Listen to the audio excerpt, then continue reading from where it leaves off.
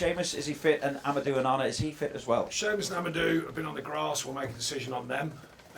Andros is still a bit away, but has been on the grass with the sports science team and just easing back into a kind of return to training programme. You also get back Abdoulaye Doucouré after his suspension, as well as all the attributes that he brings to you in midfield. Are you also getting someone back who, in some ways, feels he has to make amends for what happened against Spurs? Because obviously you've been without him for most of the second half against them and the subsequent. I certainly don't ask players to make amends for moments in a game. I think the moment was clear. It was decided he got sent off. But you want the passion, the pride, the belief in that player, and he's been delivering that. So I certainly don't ask players for any reasons, and things can happen in a football match. But you want them to look after yourselves while they're not playing and be ready to come back in. And he certainly looks after himself, and he'll be ready to come back in. What difference does a player like that make to your midfield?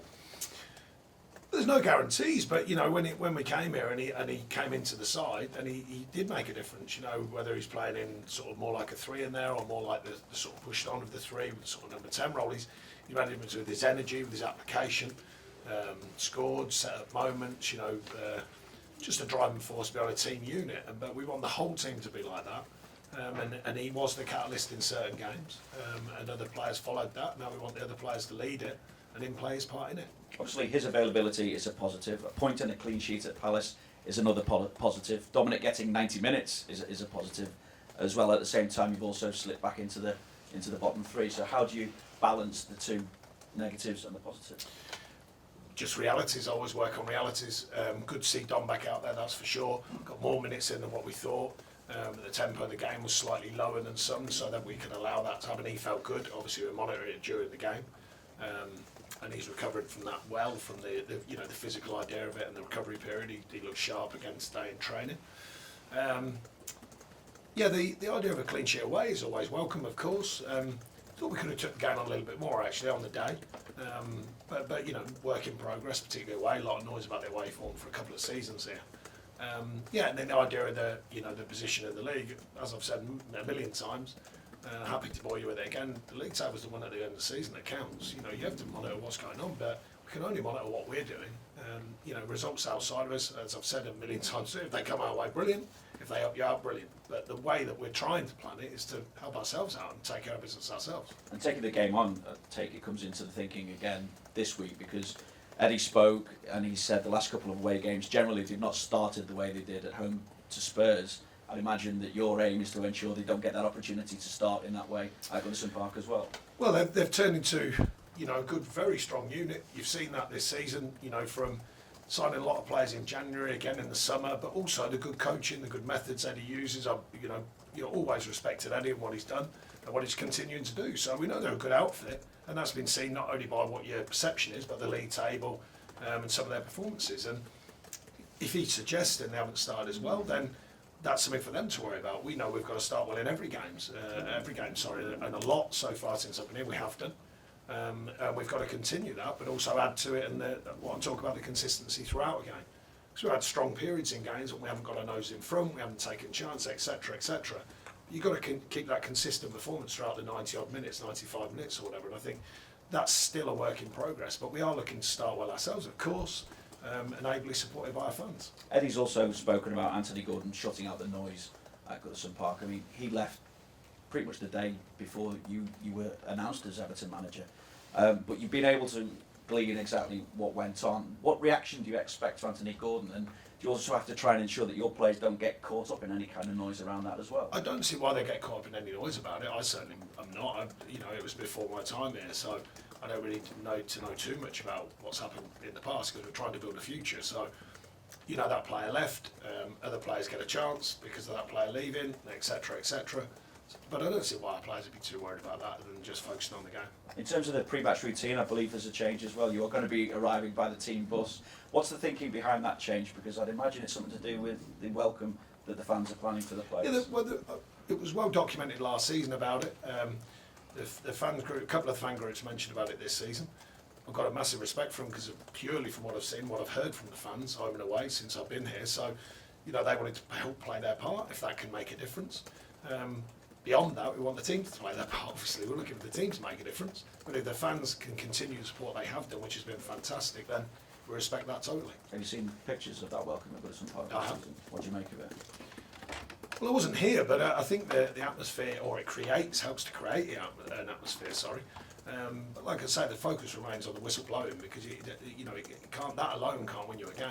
You've got to make sure that you're in the right frame of mind anyway, regardless.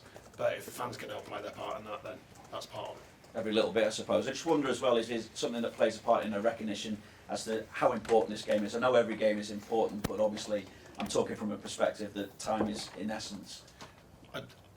I don't think so. I think all of our fans, all Evertonians, not just the ones that come in the stadium, I think everyone knows how important this run of games are. Well, they're all important since we got it, but we're beginning to get a fitter look to the squad with injuries and suspensions. They're all important games, but of course this last clutch of games are bound to be important because of what it means. Thank you, Sean. Thank you. Next video will go to Stuart, Premier League Productions. Obviously only 3 home games left. Talking about the fans, what would your message be to the fans going into these games? The same as it has been since we got here. We can only ask them to support us. That's all we can do, and play our part in giving something back, which we've been trying to do. A couple of drop-offs, but mainly the team are putting a lot into performances, put a lot on the pitch to go and turn things around. So I've been happy with that, but we have had a couple of drop-offs which need correcting. But it's that dual responsibility. Like I said, I'd like to think fans support the team anyway, but we've got to give them something to support. Sometimes they play their part in getting us going. Sometimes we play a part in getting them going. With the way that we're performing. So, but they've been terrific. So I've got absolutely no question mark over the fans' support at all. It can be obviously pretty intense under the lights at Goodison as well. Is the point to try and make it as uncomfortable as possible for the opposition? The team have to make it uncomfortable. The fans play their part with the noise in the stadium. I mean, the atmosphere's been terrific since I've been here. So, and like I say, I've been on the other side of that, so I know what it means. But the team have to bring that as well. That's the important focus. The team have to provide a performance that can win games. Just a word on Newcastle as well. 6 out of 7, I think they've won going into this. Big chance of Champions League qualification. What have you made of their improvement overall? I think they've found that the good mixture of recruiting well, building an energy and a belief in the team unit, good coaching and management. It looks like they found a nice mixture there. Recruitment's tough. No matter how much you spend, lots or little, it's still tough. They've invested a lot of money, but they've been quite obviously been coached well. They've got a good feel about it, and they've kind of brought a good feel to what they're trying to do. And then they've definitely changed the rhetoric. They've changed the story. Because we all know the noise at Newcastle was not positive for a long, long time, and that's partly what we're trying to do here. We've got to keep changing the perception of what's going on and keep changing the thought of it. And the only way of doing that inevitably is by performances and taking games on and winning games. Thanks, Stuart. We'll go to Mike at Radio Merseyside. Sean, promising return from Dominic Calvert-Lewin at Crystal Palace. To get the best out of him, the service from wide areas need to improve. Does it? Thanks. Do you think it needs to improve? Yeah. Well, it does, doesn't it? Well, statistically, we have improved that. The quality of chance is what I'm always focusing on. I've said it a million times. You read them stats and it says they had this many chances, us or them. It's key chances. It's key quality moments. That's what we're trying to provide. So, although I know the stats and the facts, it's more about the quality. How many quality crosses are you getting? How many quality passes? How many quality chances are you creating? So that's what we're looking to do, is always add in to the quality levels, not just the amount. And getting players in and around him as well. Yeah, of course. Again, something we looked to affect when we came in. There's been really strong moments of that. There's been other games when we haven't done it as well, depending on the scoreline, depending on how we've pressed in the game, depending on how we've attacked in the game.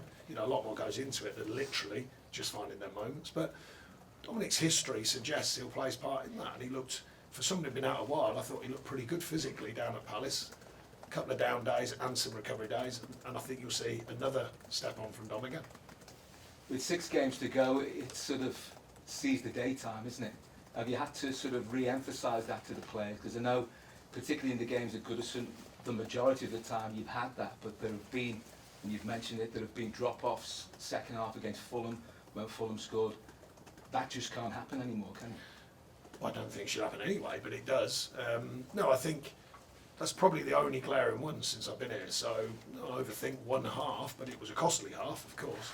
But no, I don't want to overthink one half of football, because there's been a lot of good signs, a lot of positive signs. Dealing with injuries, dealing with the suspension to Duke, who suddenly materialised as a very strong player for us. And now we've got them players back in amongst it. So I'm looking for more, of course. You're always looking for more as a manager. And the onus is on the players to make things happen, and not wait for them to happen, not wait for another teammate to make something happen. You're right, yeah. I mean, I speak to them about it all the time, you know, because football doesn't work like that. Now and again, as I say, you get a lucky one where maybe it's not your day or you're quiet and you still find a result, but generally speaking, you make it happen, and that is one of the keys to being a good football side. How have they responded when you said that to them? Because obviously, clearly they know that, but poor performances and a lack of confidence can inhibit things like that. It can, but it's only part of the challenge. You know, it's rare. You know, look at the noise that's just changing about Arsenal. Different kind of challenge. They're just there quick about it. You have to find a way through it. That's part of being a professional footballer. That's part of being a manager. That's part of being a coach. You know, is to find a way through it. And usually, the best way of finding a way through it is through performances, through work on the training ground, and building belief. You know, belief just doesn't suddenly materialise. You build it. And I think we're in a process of building it. We've got more work to do, and we've got to do it quickly. We know that. And do the players realise that they can draw on that template from Arsenal and Brentford and those are the games where it has been, you know, a real up and at them performance? Yeah, of course. We, you know, despite the noise around here about the negative side of it, we work wholeheartedly with the players about the positives, because there's been lots of them since we got here. That was a great marker straight away, of course, against a top side in Arsenal.